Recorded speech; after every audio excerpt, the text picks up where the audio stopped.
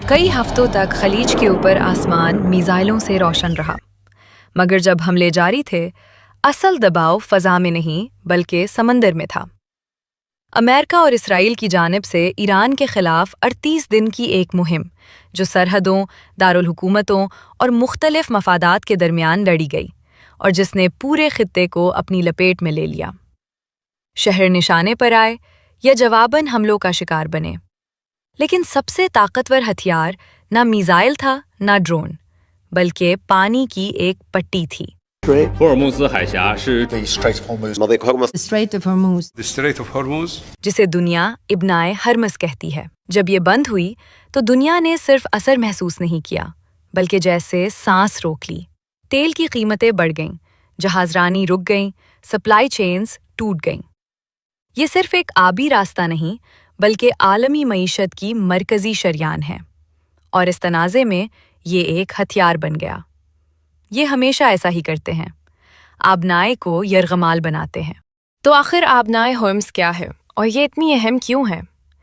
آبنائے ہرمز ایران کے شمال اور عمان و متحدہ عرب امارات کے جنوب کے درمیان واقع ہے۔ یہ خلیج کو سمندر سے ملاتی ہے، مگر اصل طاقت اس کی ساخت میں ہے۔ جہاز رانی کے راستے صرف تقریباً 3 کلومیٹر چوڑے ہیں، اتنے تنگ کہ ہر جہاز کو ایرانی اور عمانی پانیوں سے گزرنا پڑتا ہے۔ 2 راستے، ایک آنے کے لیے، ایک جانے کے لیے، درمیان میں ایک باریک حد، بس یہی۔ یہ دنیا کے مصروف ترین توانائی راستوں میں سے ایک ہے۔ جنگ سے پہلے روزانہ تقریباً 2 کروڑ بیرل تیل یہاں سے گزرتا تھا، یعنی عالمی توانائی کا لگ بھگ 5واں حصہ۔ صرف تیل نہیں بلکہ گیس، کھاد، ایلومینیم اور اہم اشیاء بھی۔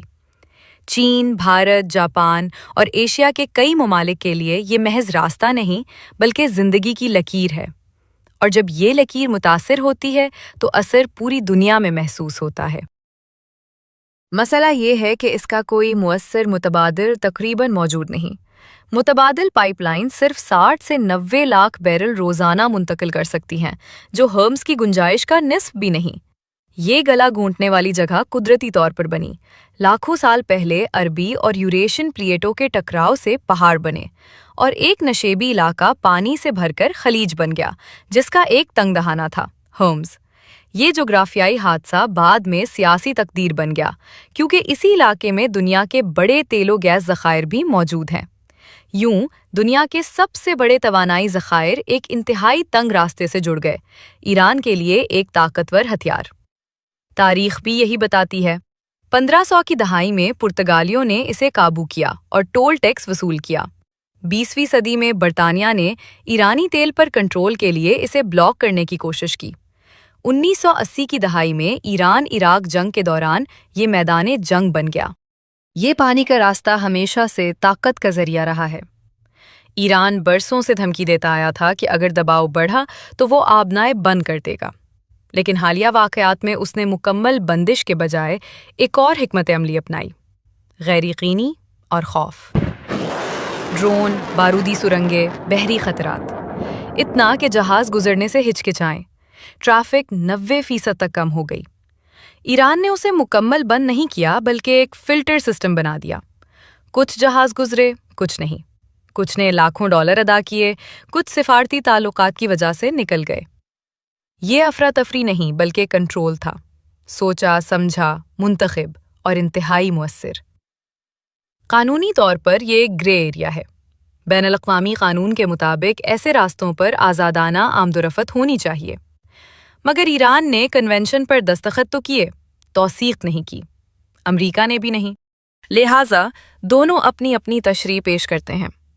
یہ نامکمل ناکہ بندی ہے، نامکمل آزادی، بلکہ ایک نیا ماڈل، جہاں گزرنے کا حق قانون سے نہیں بلکہ سیاست اور طاقت سے طے ہوتا ہے۔ اور اگر یہ معمول بن گیا تو عالمی تجارت اصولوں کے بجائے طاقت کے تحت چلنے لگے گی۔